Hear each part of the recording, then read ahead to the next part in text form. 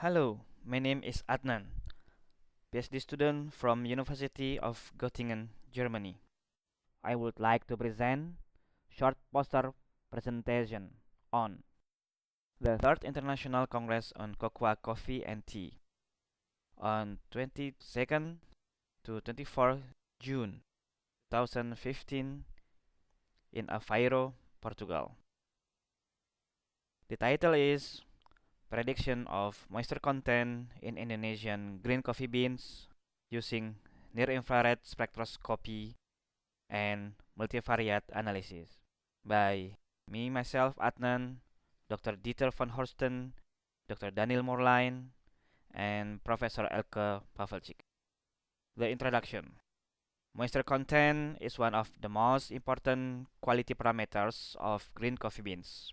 Up to date, the standard method for determining moisture content is gravimetric method, but it has a disadvantage regarding duration of moisture content measurement, that is 16 hours or even more.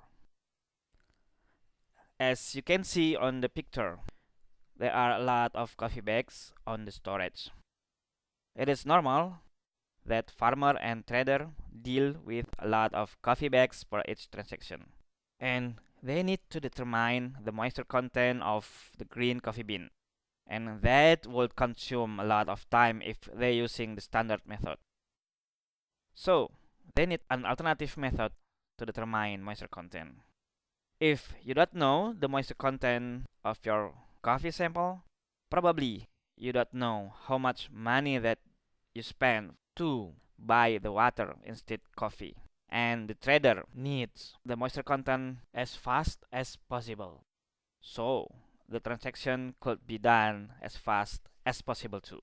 The aim of the experiment is to investigate the applicability of near-infrared and multivariate analysis for prediction of moisture content in green coffee beans for Arabica and Robusta species.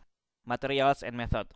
For the materials, we use green coffee beans from the several origin of Indonesia as shown in table 1. And for the method, in order to have wide range of moisture content, we store the green coffee beans in climatic chamber at 25 degrees Celsius and relative humidity range 30 to 85%. We determined moisture content by standard method, which is ISO 6673. It is required 10 gram of whole grain coffee beans and dried in electric drying chamber at 105 degrees Celsius for 16 hours. We acquired near-infrared data from the green coffee beans by Fourier transform near-infrared 64 scan, range 1000 2500 nanometer, 40 gram green coffee bean sample per round, and 3 replication. For data processing, diffuse reflectance as an independent variable, moisture content as a dependent variable, and the data were divided into 64 samples for calibration and 44 samples for prediction purposes. And we do data processing step as follow. First, outlier calculation. Second, pre-processing spectra data. And next, calibration. And the last one, prediction. For the short result, partial least square regression yielded coefficient of regression 96.41% and root mean standard error prediction 0.80% moisture content, and multiple linear regression yielded coefficient of determinant 96.74% and root mean standard error prediction 0.93% moisture content. From this value on regression, we can see that models can predict well moisture content in green coffee bean. In general, preprocessing method did not improve the statistical parameter of raw diffuse reflectance data. PLSR produced 1,557 independent variable data to only 3 factor. This 3 factor explained 98.34% of moisture content variation. Addition of more factor did not increase the accuracy of the model. And from the multilinear model,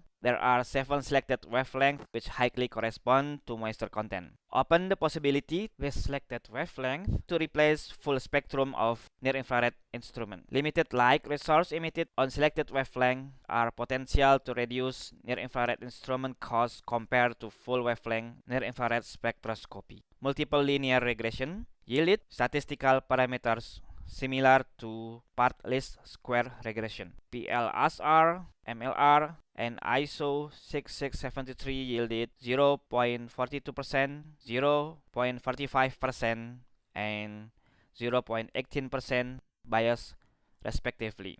So for the conclusion, part least square regression and multiple linear regression method based on raw diffuse reflectance data which were acquired from near-infrared spectroscopy yielded moisture content accuracy similar to ISO 6673.